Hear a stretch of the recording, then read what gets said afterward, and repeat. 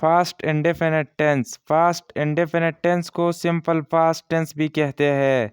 Fast indefinite tense हम तब इस्तेमाल करते हैं जब हम कहानी यानी स्टोरी सुनाते हैं।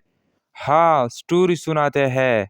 जितनी भी कहानियाँ होते हैं वह फास्ट इंडेफिनिट टेंस में हम बयान करते हैं और वह पास्ट इंडेफिनिट टेंस में होते भी है। इसके अलावा हम डेली बातों में ये टेंस भी इस्तेमाल करते हैं। जैसा आपने मुझे कहा कि आप यस्टरडे यानी बीते हुए कल कहा थे, तो मैंने आपको जवाब दिया कि मैं मार्केट गया था, उधर मैंने शूज़ खरीदा। फिर मैंने रोटी खाई, रोटी खाने के बाद मैं एक दोस्त यानी फ्रेंड से मिल गया। फिर मैं वापस घर आया। जब हम ऐसे कामों के बारे में बात करते हैं तो वह हमारे लिए पास्ट इंडेफिनिट टेंस का इस्तेमाल करना पड़ता है। अब आते हैं आइडेंटिफिकेशन की तरफ।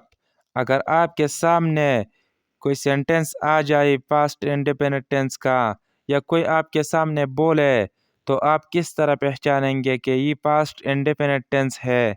इसके लिए मैं आपको सिंपल पॉइंट्स बताने वाला हूँ, जिससे आप बहुत आसानी से वो टेंस समझ जाएंगे कि ये पास्ट इंडेफिनिट टेंस है। सबसे पहले वर्ब की सेकंड फॉर्म। वर्ब की सेकंड फॉर्म जो है ये सिर्फ और सिर्फ पास्ट इंडेफिनिट टेंस में इस्तेमाल होता है। वर्ब की सेकंड फॉर्म देके तो समझ जाओ कि ये पास्ट इंडेफिनिट टेंस है।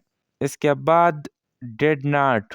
पास्ट इंडेफिनिट टेंस का जो नेगेटिव सेंटेंसेस होते हैं उसमें डिड नॉट आता है। जब आप किसी सेंटेंस में डिड नॉट को देखे तो समझ जाओ कि ये पास्ट इंडेफिनिट टेंस है। पास्ट इंडेफिनिट टेंस का जो इंट्रोगेटिव सेंटेंसेस होते हैं उसमें डिड आता है। ये है पास्ट इंडेफिनिट टेंस का स्ट्रक्चर, जिससे आप बहुत आसानी से पास्ट इंडेफिनिट टेंस का सेंटेंसेस बना सकते हैं। सबसे पहले सब्जेक्ट। सब्जेक्ट वो होगा जो काम कर रहा है। सब्जेक्ट के बाद वर्ब की सेकंड फॉर्म। सारी टेंसेस में ये वो टेंस है जहाँ वर्ब की सेकंड फॉर्म इस्तेमाल होता है। वर्ब की सेकंड फॉर्म के बाद ऑब्जेक्ट आएगा। ऑब्जेक्ट वो है जिस पर काम हो रही हो। मैंने एक खत लिखा। सबसे पहले सब्जेक्ट। यह सब्जेक्ट कौन है? किसने खत लिखा?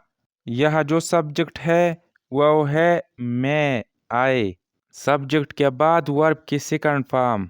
यह वर्ब कौन है?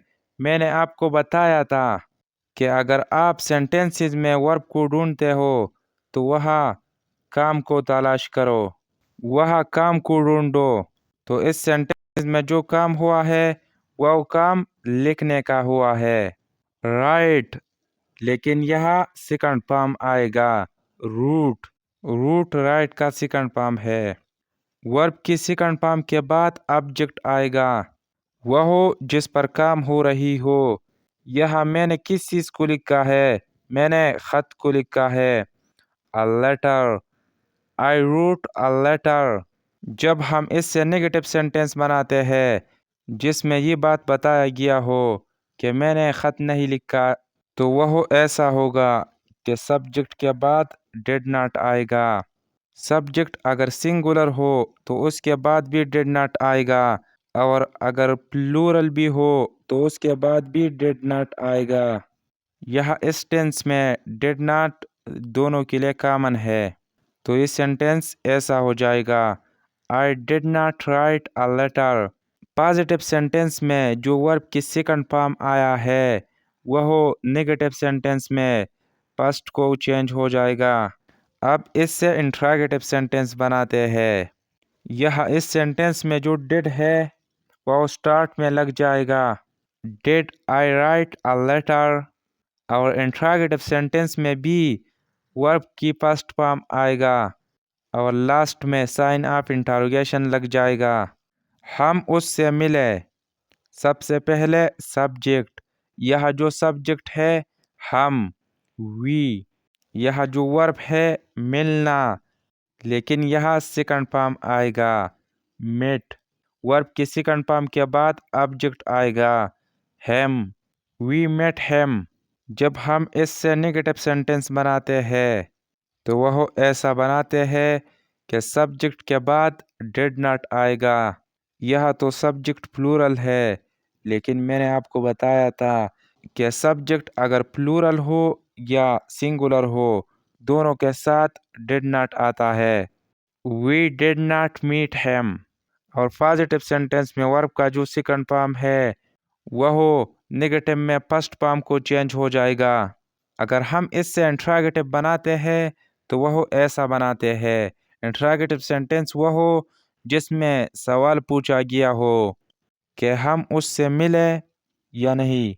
تو یہ جو ڈیڈ ہے یہ سٹارٹ میں آئے گا، did we meet him, last میں سائن آف انٹروگیشن، اور اس انٹراگیٹو سینٹینس میں بھی ورب کی فرسٹ فارم آئے گا۔ ارمان کرکٹ کھیلتا تھا۔ سب سے پہلے سبجیکٹ ارمان، سبجیکٹ کے بعد ورب کی سیکنڈ فارم